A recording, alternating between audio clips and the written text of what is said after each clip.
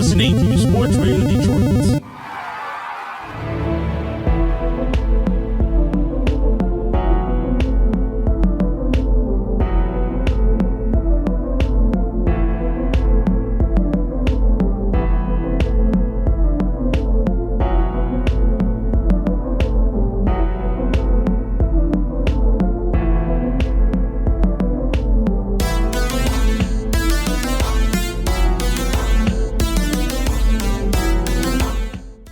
Welcome to Grave Discussions. I am your host, Barnabas. And I am Samael.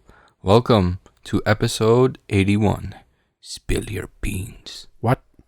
Why'd you spill your beans? What? Yeah, we're going to be talking all about bean spilling and water and seagulls and masturbation. What? No, not all at once, though. But why not? Well, we're going to tell you why not, because we're going to be talking about The Lighthouse. And it's quite the film, and there's a lot to it. So we're going to be talking about it in our review segment just a little bit later on in the episode. But we're glad you guys could join us. Halloween has come and gone by the time you're listening to it. It's actually tomorrow for us. But we hope that you all had a good Halloween. And we're really excited to be moving on with this episode because we saw the movie over the weekend, and it's a wild ride. So, oh yeah, I'm pumped for it. As always, though, we do have to start off by giving a shout out to our gracious host network, Sports Radio Detroit, and you can find them on Twitter, Instagram, and Facebook, and sportsradiodetroit.com. Just look up Sports Radio Detroit. SRD, that's SRD, Sports Radio Detroit, not Detroit Sports Radio. Yeah, get it right. So, on with the show, we are going to begin with what's been going on in the world of horror. And there's been quite a lot of developments, actually a lot of new project announcements, which is always a good thing. Usually it's remakes and shit. But there's actually some cool original stuff coming out. The first is pretty interesting, and you said that you like this one, so why don't you lead off with it? Yeah, Inferno. So, let me give you. It's basically aliens, okay? Yeah. Something extraterrestrial is going on. So, it's here's the summary. The hunt for a killer puts a main character face to face with a humanoid beast who will stop at nothing to exterminate the one witness to the crime that he's investigating. So, Taylor Klitsch is going to be the main character, and he's going to play a cop who's investigating some murder in the New Mexico desert. There's nothing suspicious, but then the FBI shows up, so he starts to get paranoid, like, yo, why are they here if this is just a murder? So something has to be going on. Yeah, it seems like there's going to be a pretty cool mystery to it, and the important bit here, in my opinion, is that this is being directed by Neil Blomkamp, who you may know did Elysium, and I think he did Chappie and District 9, which District 9 I actually thought was a fantastic movie. I really liked it. You know, I guess it kind of had some of those horror elements, but it was really kind of like a sci-fi movie, but he does that really well. This one I'm expecting to do pretty well too. Taylor Kitsch is okay. I don't have like a grand opinion of him. Yeah, the same. I don't really. Yeah, but the setting seems cool. The premise seems cool. I always like movies set in the desert. I feel like I like humanoids and aliens. So yeah. So I don't know. This should be a pretty cool one. There's not much more information, but we will keep you guys posted if there is. It really just says that production is going to kick off in early 2020. So you can expect probably like a late 2020 or early 2021 release, most likely. Still excited for Invisible Man. Yeah, me too, actually. I'm really excited. But there's a lot of good stuff coming out.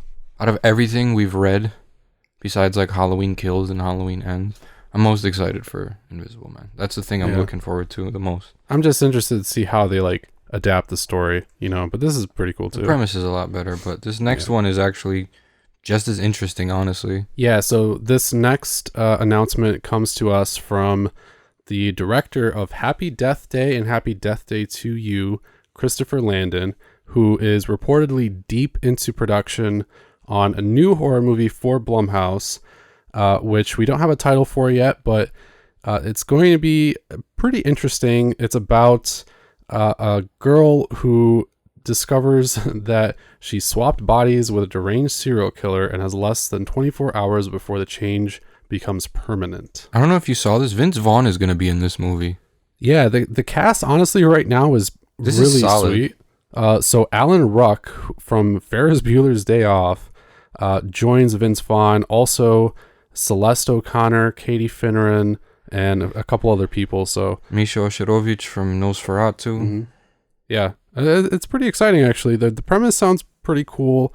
I'm getting kind of like a slasher vibe to it. It's kind of got. It's literally reminding me of kind of like Happy Death Day with this whole like something supernatural or maybe not is going on, and it's a slasher. So yeah, there was another like body shifting horror movie recently called Life Changer, which I haven't seen, but also was like about some crazy guy who swaps bodies with people or something. I don't know, but so this one could have kind of those same vibes. I guess we'll see exactly what happens with the plot when it's more fleshed out and once we kind of understand what's going on. But yeah, the cast seems sweet. I like Alan Ruck too. He's the guy in the top picture here from Ferris Bueller's Day Off. I guess other than Vince Vaughn, he's like the biggest name in this movie so I just far. haven't seen Vince Vaughn in a movie in so long. He's been in some like kind of indie stuff recently. I know he did the Psycho remake, which I did not like. I liked him. I didn't like the movie. Yeah. I didn't believe Vince Vaughn as I didn't either. as what's his name either. Yeah, no. He was in Brawl in Cell Block 99, which was apparently very good, and it was actually like a really serious role. So he's kind of doing like the Robert Pattinson thing where he's doing some more like indie kind of stuff, which is cool because he's kind of showing his acting chops. I think that's the best way to go, honestly. He's probably just made enough money off of like Wedding Crashers and all that shit for him to just chill out for a minute and like just take on more serious acting roles. See, that's how you could tell who are the great actors, the ones who have like a passion for it, because they want to star in independent films. They want to help out these independent filmmakers and like show them like, yo, I'm not just some big Hollywood goofball. Yeah, because I mean, my opinion of him has definitely changed. I usually wasn't like a huge fan of Vince Vaughn because he was just doing like the naughty comedy stuff more or less. But he's really become pretty proficient in acting, so I'm excited for that. And he kind of like Nicolas Cage recently too. He's been doing a lot of like weird stuff and horror stuff. And he's got another one coming on the way. I'm surprised you didn't announce that one. Yeah, I know we could only fit so many things in here, but he's going to be in some new movie fighting animatronic fucking dolls, or I don't know, something like that, called what is it, Wally's Wasteland, or I think something so. like that. So I mean, that's cool. Fuck it, dude. The independent route's the way to go. I mean, that's where shit's popping right now. In Hollywood, it's just the same cookie cutter bullshit. Yeah, pretty much. So, I mean, be on the lookout for this one when we have like a title at least. We'll let you guys know. It'd be pretty cool. And finally, I was actually pretty excited for this too. I don't know how I feel. I think 2009, 2010 started this whole craze. And now that it's 10 years later and we're still making these movies, it's I think this whole decade of like supernatural shit's gonna die out just like the decade of slasher movies. Okay, well, I guess we're gonna see. I mean, I think people have already started to kind of consider them cliche, but it really just depends on the movie, But basically, the creators of the Conjuring franchise, or the writers rather, Chad and Carrie Hayes, are going to be making a new horror film franchise based on the infamous haunted house, the LaLaurie Mansion, which I believe is in New Orleans. New Orleans. So this is pretty cool. I mean, it's another haunted house thing. See, that's the thing, like you can have a good movie, but eventually like the setting and everything kind of becomes stale. There's only so much that you can do within, like a modern, like fancy big house, I think the only 5 like haunted house movies you should watch are Sinister, Insidious, Possession, The Conjuring, and Hereditary. Like those are like my top 5 holy grail movies. So okay, we'll see how this one compares to that. Yeah, we'll see. I mean, the lore is interesting enough.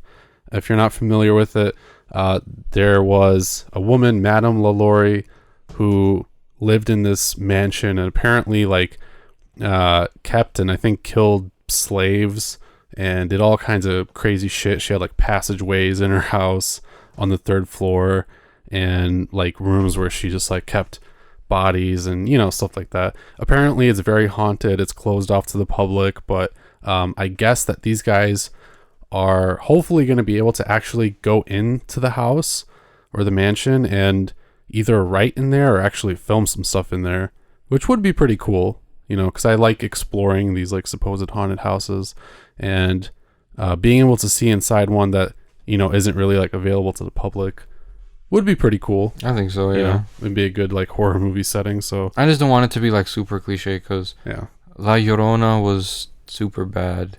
Yeah. And so was literally like Annabelle Comes Home was a little different. It wasn't your stereotypical haunted house movie. It was just really, an isolated kind of thing that just happened in one day. So I don't know which direction they're going to take it in. I'm all for bringing in like obscure supernatural entities instead of like, oh no, haunted house. Oh, it's a demon. Like movies like fucking The Bye-Bye Man and all that shit and like Slender Man. But do it right this time because Slender Man is the biggest piece of junk I've ever watched. Yeah, true. The thing is with this one that they've announced a franchise, meaning that they're going to be at least planning on making multiple movies. So you do have to wonder, like, if the one location's going to get stale, first of all, which I think is very possible, assuming that it's all going to take place at the LaLaurie mansion. And then just kind of what they're able to do with it, like, sure, one thing might be like a modern day haunting, and then you can set it up with a prequel that shows Madame LaLaurie. And then what are you going to do after that? You're just going to show other like random events or I don't know. So there's a lot of potential for failure with this one. Oh yeah. But if they do it right and they don't do it too cliched and just jump scares everywhere, I think it could be okay. I think that's what it's going to be. And I think it's going to depend on who the directors are too. So but if it's James Wan, jump scares galore. Yeah, probably. I guess we'll see. It's Blumhouse, so let's move on to a few trailers here, and then we're going to jump into our review. The first, I was actually really excited about, and we mentioned this series in the news pretty recently, but there is a new Dracula adaptation coming out from the BBC, actually, with the writers from Sherlock. I did watch Sherlock. I really enjoyed it, so I'm interested to see what they do with Dracula, and there's a teaser trailer out now. And honestly, I am pretty excited for it. It looks really good. The guy who's playing Dracula, don't know who it is, but he looks to be doing a fantastic job. Claes Bang. Like I said, I want Morgan Freeman to play Dracula, but this will do. Yeah, you're a crazy bastard. But no, I do think that the trailer looks pretty good. It looks like it has that, dark gothic vibe to it, which that's what I like. Is very important with Dracula. The cinematography was kind of erratic for me though. Like it seemed like big scale, like Woman in Black / Shutter Island type cinematography. Like there was a lot of like camera movement instead of like focusing on a big shot of the castle. The camera was panning around the dude as he was like walking up to the steps, and I was just like, "Geez, man, just give us a like stationary shot." You know what I mean? Unfortunately, like a lot of modern, it's like Lord of the Rings. TV is just you got to keep people interested, So that kind of cinematography is just inevitable. But I didn't really find that it was too bad in Sherlock. No. So and again, this is just a teaser trailer, so it's usually going to move a little bit more quickly. But I do know what you mean. I think it's really going to just depend on how it is in the actual show. I think so. I think it's probably going to be a bit more toned down, just because like the whole Dracula story in general is a bit more paced, considering like that they travel all over the world usually and all that shit. So yeah, the first 3 episodes is probably not even going to be like at Dracula's castle. I don't know. Usually it starts off at the castle pretty much. So I hope they kind of keep that same general structure, but just flesh it out. But we'll see. I mean, the visuals, in my opinion, did look pretty good. Yeah. The acting did look pretty solid, and there was some cool looking practical effects, makeup, and special effects too. Honestly, it looked not too digitized or anything. So mostly I'm excited for the acting, because Dracula does look pretty sweet, and just like the overall imagery. Yeah, the imagery is really what did it for me. I like the setting too. Yeah. Which is why, like, I still prefer modernized movies over these, but like you always have to revisit some like old gothic setting, like Nosferatu or Castle Freak or something like that. Like it's always good to, or even fucking Army of Darkness if you wanna take the modern / old school fusion. Yeah, which they are doing a new Castle Freak movie as well, and they're doing New Evil Dead. Yeah, but no, this one I am excited about, and it's going to be set in 1897. In Victorian London, so that's always exciting. So yeah, I'm looking forward to this one, man. It's coming out late 2019, early 2020 is what's expected. So actually pretty soon. And it's gonna be 3 90-minute episodes. This next one though, I feel like, now I understand how people from the 80s felt when like in like the early 2000s like movies would be remade. Like, yeah, why are they remaking The Grudge again? I know, yeah. We've talked about this, so I don't want to spend too much time on this. All I'm gonna say is that the trailer looked dope. The trailer looked pretty good. It does seem like it's gonna have some of those jump scares, but again, with the pacing of the trailer, you never know. John Cho, I'm actually really excited for, because he's been killing it lately. If you haven't seen Searching with him, he's amazing in that movie. I just call him Harold. Yeah, he basically is, but I'm really glad that he's also been taking on these more serious roles. I think he actually is going to be one of the best parts of The Grudge. That's my main reason I want to go see it, because I like the original with Sarah Michelle Gellar. What's her name is going to be in this movie? She played Elise in Insidious. Oh yeah, Lynn Shay. Yeah, Lynn she's Shay. gonna be in this. I always forget her name. Lately, she's just been doing like the crazy screaming old woman roles. What but she did in that new movie Wish Upon. Yeah. Or The Final Wish, was it? I think The Final Wish. Yeah, I think The Final Wish. Yeah, she was in that, and she played like a really. It's weird seeing her not in that Insidious character, that nice, smart old lady. Instead, she's just a screaming crazy bat. Like. Yeah, she does it pretty well though. So and for The Grudge, I guess it makes sense. But it does seem like we're gonna see Kayako, right, in this one, but we don't really see much of like the little boy or the meowing or any of that. So it seems like they're gonna deviate a little bit. But I did hear something that this movie is supposed to be set in the same universe as the 2004 remake. So I don't know if that's actually true or not. Let us know. So we don't know if this is a remake or a tie-in, or I don't know. Or if it's a sequel that's just called the same thing because it's 20 years later. Yeah, I really... Wasn't there I guess we'll see. How many modern Grudges was there? There was The Grudge and The Grudge 2, right? I think so. I think actually of the Japanese one, I think there's like 3 or something. Oh, I'm talking about the remakes. But the remakes, I think it's just 1 and 2. I'm not sure. And I guess they didn't want to call this one 3 because of like how late it is. Yeah. Just like they didn't want to call Halloween 2018 like Halloween 2. Yeah. Because then there would be 3 Halloween 2. It gets really confusing, but check the trailer out. A lot of people are divided on it. You think it looks pretty good. I think it looks okay, but I'm still a little worried. But it's coming out January 3rd, 2020 in theaters, so I'm sure that we're going to get on it and we're going to find out if it actually is good or not. Now, this next one is relevant to The Grudge because it comes from the creator of The Grudge, Takashi Shimizu. This one looks wild. Yeah, I don't even know what's going on. I don't even know what's going on in this trailer. Yeah, unfortunately, there's no subtitles in the trailer, but he's got a new movie coming out called Howling Village. It's just a village of like people just supernatural shit. I don't know how to explain it. Everyone's like possessed. There's people that are like distorting themselves and breaking their bones and like. Yeah, I guess it's about this Japanese like folktale about this village that's been closed off to the rest of the world through some like tunnel or something like that. And supposedly, if you try to access it, you get like chased down by a village full of people like wielding axes or something like that. I don't know. It's crazy.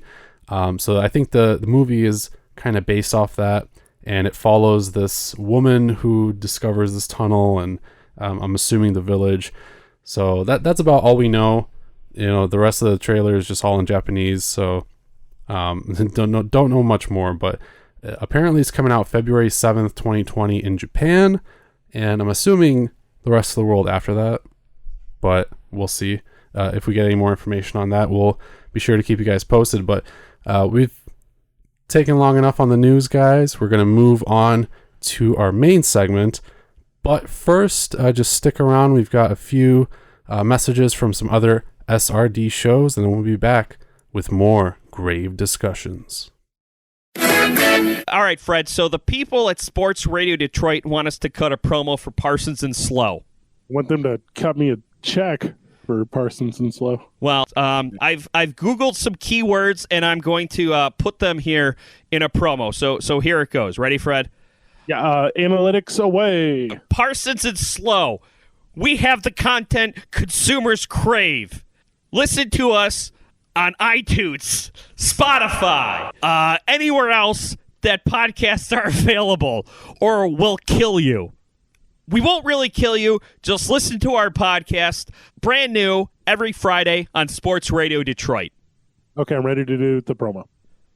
Oh, that was it. Hi, this is Jason Pinkham from Pucking Around and Spinning the Wheels on Sports Radio Detroit.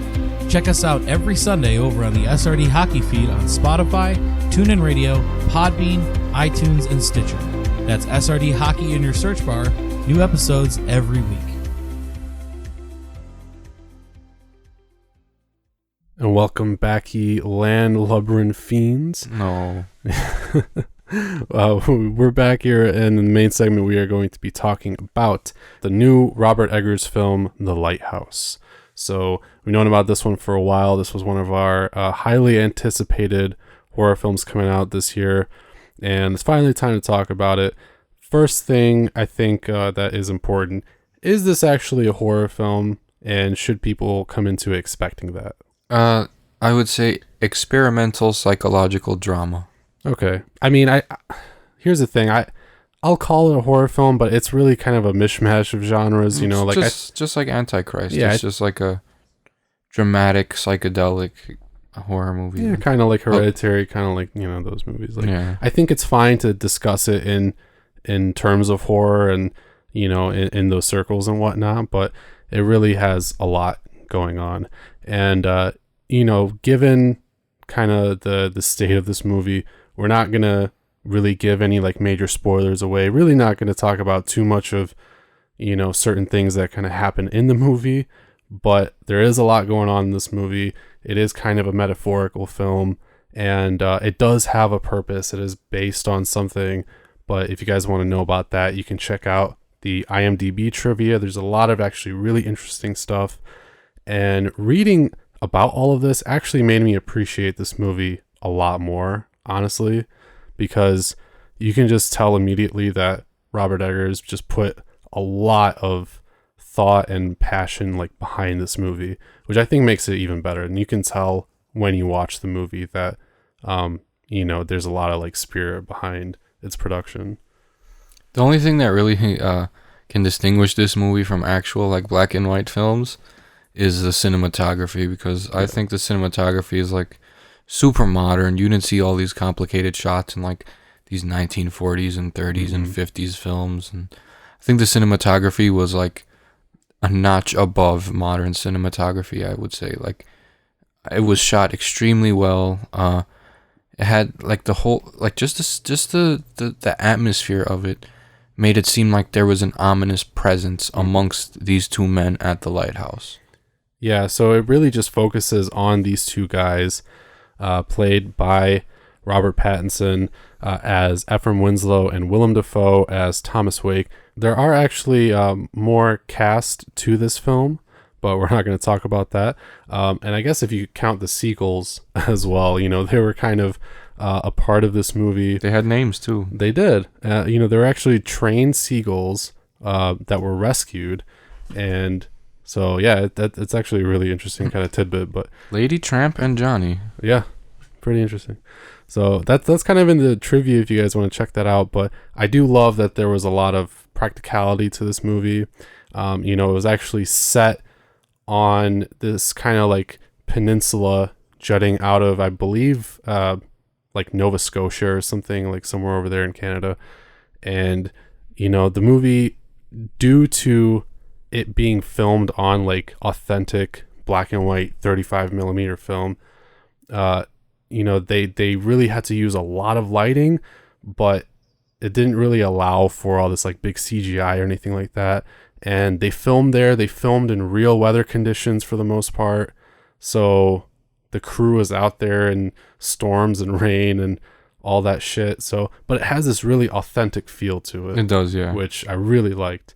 Although apparently, fun fact, they did build the set of the lighthouse itself. Oh yeah. And the interiors were mainly a separate location that they made to kind of like imitate the lighthouse, because it would have just been like too cramped inside that building, I guess, or something. But yeah, lots of really interesting tidbits. Like you can tell that there was a lot of love behind this movie, and they really took their time to like research things and like craft these sets and all of this. But yeah, it just, I don't know, I really enjoyed it. Like this, and it's a wild movie, man. Yeah, I think the movie was shot fantastically. I think the acting was like the best acting I've seen this year so far. I think so too. I mean, when you just... Willem Dafoe kills it. I'm sorry, Robert Pattinson, but Robert Pattinson did amazing. But Willem Dafoe is just like, he is something else, bro. That guy is like one of the greatest actors to ever exist. I don't care what anyone says, period. After seeing Antichrist, I thought he was.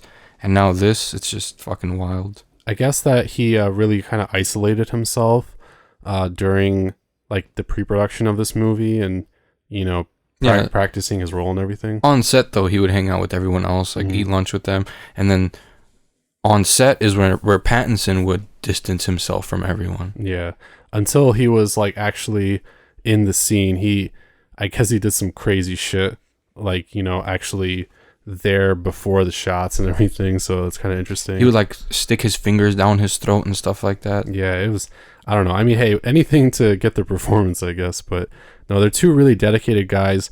And the film itself is really just about them as these lighthouse keepers, living in isolation during like a 4-week stay or something like that. And then it gets prolonged due to weather conditions. Mm-hmm.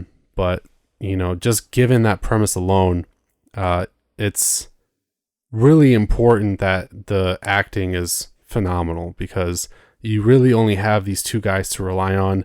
And, you know, it is kind of like a character study, and it helps that these guys had a good relationship as people, you know, on set too. And I think that definitely shows. And I think they just did a fantastic job. The movie itself really kind of focuses on the madness that develops. So as the movie goes on, they slowly kind of like unravel, and the acting becomes a lot more intense, like sporadic and just, yeah, fucking crazy. And I think they both really knocked it out of the park. And I believe that Robert Pattinson is going to be nominated for the Best Actor Oscar. So holy shit, for this one. And I mean, I think it's fair. I don't know if he's going to win, but he's fantastic. I hope Dafoe gets nominated for supporting actor at least, because I don't know. It's hard for me to say, but he had like a really good monologue in this movie that was just phenomenal. Apparently, he didn't blink for like 2 minutes or something. When he was like cursing cursing out Pattinson. Yeah, it was. I don't know, man. It was just wild. Dude, my favorite part. How long have we been on this rock? Yeah, 5 weeks, 3 days. So I guess let's talk about that really briefly. Like, do the accents like obstruct too much? Hell no. Willem Dafoe's accent is what made this movie. Yeah, he stole the show. Period. Willem Dafoe. Period. He did. No, it was great. I guess he was supposed to have like this like Atlantic like sailor accent, like old time sailor accent. Pattinson had like a really specific Maine accent. Yeah. It was really, I mean, I don't know those dialects, of course, you know, personally, but I believe it. Hey, they both sounded like sailors and fishermen or whatever. And I still was able to understand pretty much everything of what they were saying. You know, there was a lot of criticism with The Witch, where the accents were just too, like, you know, indistinguishable, right? And you couldn't really tell what people were saying. And that definitely can detract from your experience with a movie.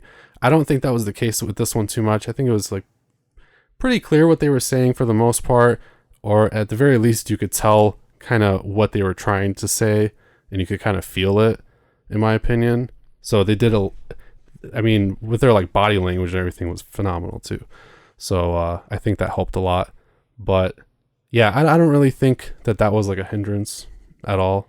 And the rest, it just made sense. Like they had to have those accents because the rest of the movie was framed so perfectly in just, I don't want to say realism because there were a lot of surreal parts to this movie. Well, it was like part of the hallucinatory experience for being isolated for so long. It caused like a psychotic breakdown of both the characters. But I think Willem Dafoe's character was psychotic before this all started. You know, the whole being naked and feeling the warmth of the light from the lighthouse. I think that's the main reason, like why he was doing that. I think that they were stuck on this cold ass island, and he was just being stingy with that light because that was really kind of like their only like form of at least heat, and that's why he would get like completely butt ass naked and then just stand at the light. I think that it shows the like them devolving really well. And somebody online said that there was like little to no plot in this movie, and that's just not true.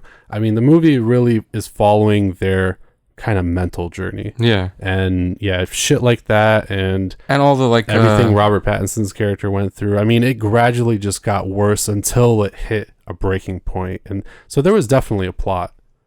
Yeah, I don't understand how you can watch this and say there's no plot. Yeah. Fucking dude, there's two dudes and they're stranded on an island. And they're going crazy because they're alcoholics. Yeah. And they only deal with each other. Robert Pattinson dealing with this totalitarian, like, know-it-all sailor character. And then Willem Dafoe's character dealing with this shithead kid who's a murderer, technically. Exactly, yeah. So, you know, on the surface, they're presented to be two completely different people. But as the movie kind of progresses, you learn things. I don't want to say too much, you know, because they're actually based off of something. Yeah, that actually happened.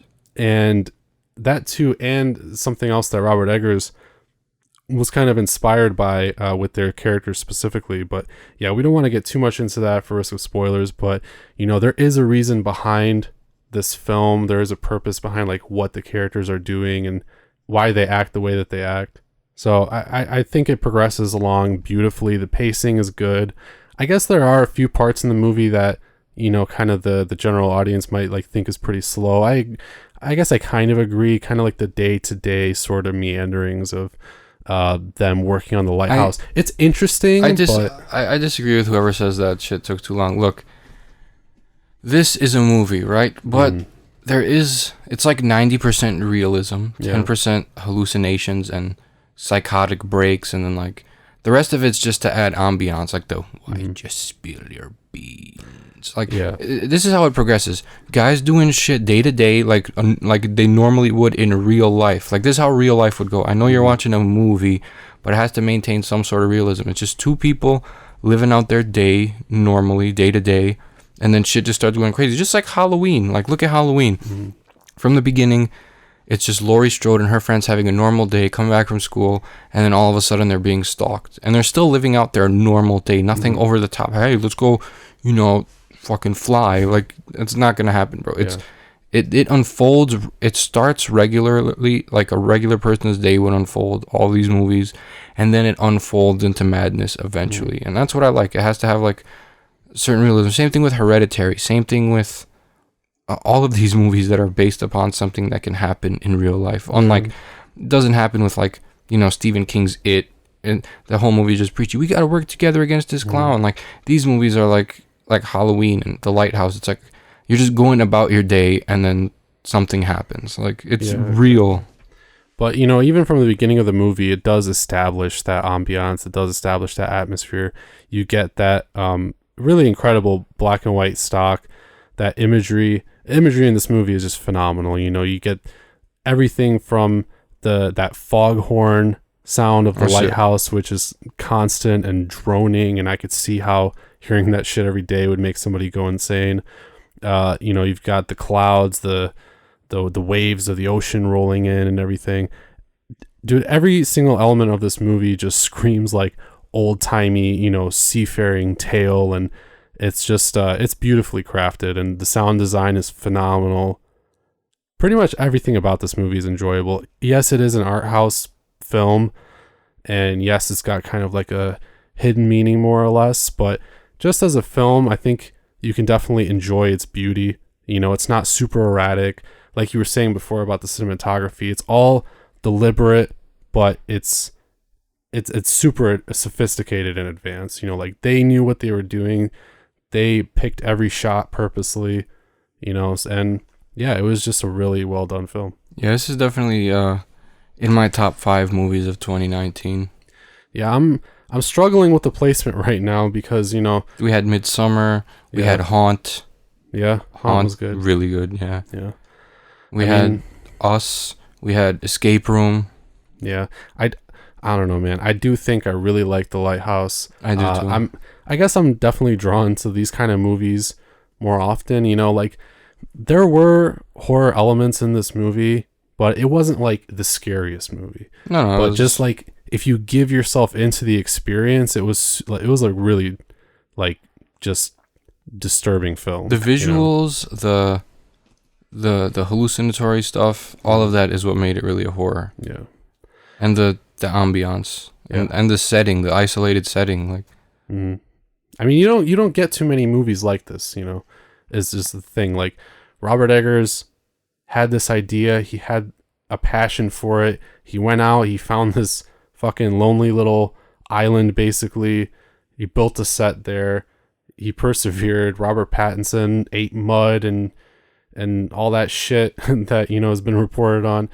This movie just has a lot of passion, dedication behind it, and I think that definitely shows through. I think it's great. It might be my number 1 movie of the year. Who knows? I mean, I think that the end of the year list episode is going to be really interesting. still got 3 more months. Still got a bunch of movies coming out.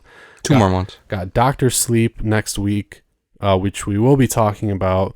I don't want to go too much more on The Lighthouse, but I did really like this movie, though. Again, kind of with The Witch, it being kind of an art house film, I do see how it's not everybody's taste, and I think it will be very divisive. I think that, you know, a good chunk of people will probably find this movie too boring or whatever, but I just think there's a lot in this movie to unpack. I'm still thinking about it to this day. Same. You know, and yeah, I just thought it was a beautiful film. So it was weird. It was definitely a crazy movie, but I really enjoyed it. Yeah, I felt like I shouldn't be watching it while I was watching it. Like Yeah. it's just that foghorn and the ambiance is what did it. Honestly, like made me super paranoid. But like overall, like it was a 10 out of 10 movie. I'm not gonna lie. I don't really care what anyone says. I think it was phenomenal. No, it was really good. Congrats, Robert Eggers. We had a few people actually give this movie an ovation at the theater, and I do think if you are planning on going to see it still, check it out in the theater if you can while it's out, because especially with like the sound design, I think that has to be experienced in like at the cinema, you know. So yeah, definitely go check this one out, guys, and be sure to stay tuned for our next episode. It's either going to be Dr. Sleep or something else, but you know, we're going to be here as always. Let us know what you guys think about The Lighthouse, if you've seen it, and any of the other stuff that we've talked about on today's episode by hitting us up on our social media, Facebook and Instagram at Grave Discussions, and Twitter at GraveDiscSRD. And you can also check out our website, gravediscussions.net, where we've always got the newest episodes, and we've got a whole bunch of other stuff on there. So Make sure you tune in next week, though, where we will be discussing I Don't Know, but just tune in. And then the week after that, and the next week, and the next week, and the next week on Grave Discussions.